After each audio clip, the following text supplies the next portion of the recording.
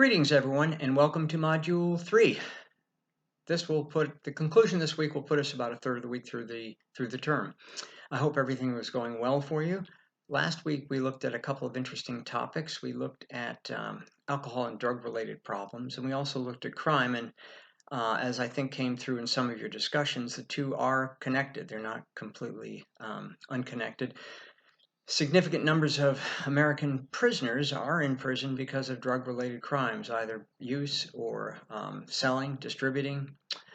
And as many of you acknowledged in your posts, there are some good reasons to think about whether or not that represents an effective way of addressing the drug problem in this country.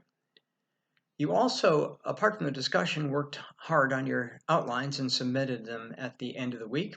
And in the next few days, I will be going through them and giving you some feedback on them.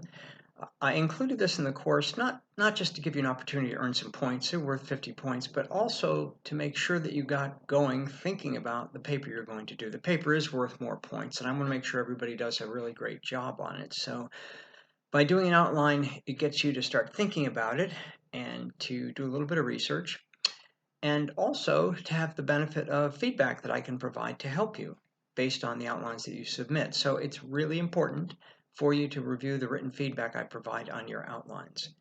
And if you have any questions about the feedback or anything else related to your paper, please don't hesitate to send them my way. I'll be happy to help you. Well, this week we will be turning our attention to the American family and the issue of economic inequality. As I'm sure you are aware, economic inequality has been an issue of contention in the last presidential election and continues to be an issue in the current election. What do I mean by economic inequality? Well, what I don't mean is that the idea that everybody should be equal, that we should all have the same income, the same wealth. That's not what people are arguing with regard to economic inequality. What people are arguing is that the balance of equality has gotten so far out of whack that it has produced some social justice issues. And I've provided a couple of videos for you to look at in the overview of the course that'll give you some more insight and background on that issue.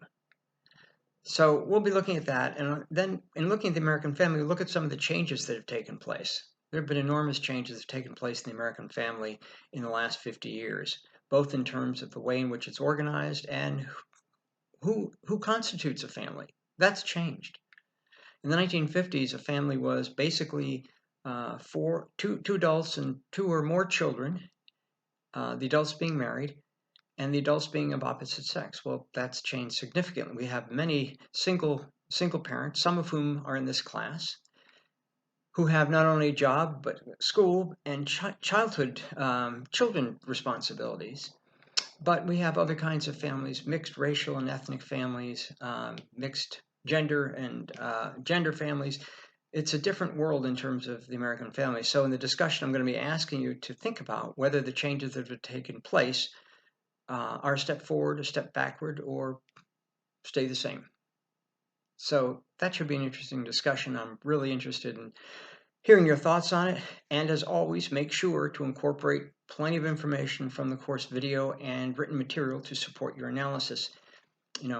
Not only in this discussion, but as we move through the course, we're not looking for speculation here. We want people to come to the table, so to speak, with evidence to support whatever view they take. As long as the evidence is presented and the arguments are sound, well thought out, logical, you'll do well on the assignment. We have a midterm exam coming up, so I want to encourage you to make sure you're doing the reading carefully, because there'll be a lot of information required on the exam from the reading and the video material as well. I know there can be a tendency to slack off on the reading a bit, but the midterm exam will require that you are aware of the reading material we're covering. And that midterm exam is not to Module 5. So we have week 3, week 4, and all of week 5 yet to go on that. So no need to panic. As always, if you have any questions, don't hesitate to send them my way. I'll be happy to answer them as best I can. And as I've mentioned to many of you, I check my email every day of the week. That does include weekends. So I don't sit by the computer all day until the strike of midnight, but I do check several times a day. So obviously, if you get them to me earlier in the day, you have a better chance that I'll get them and be able to get back to you the same day. than if you send them in the evening. Okay, good luck this week.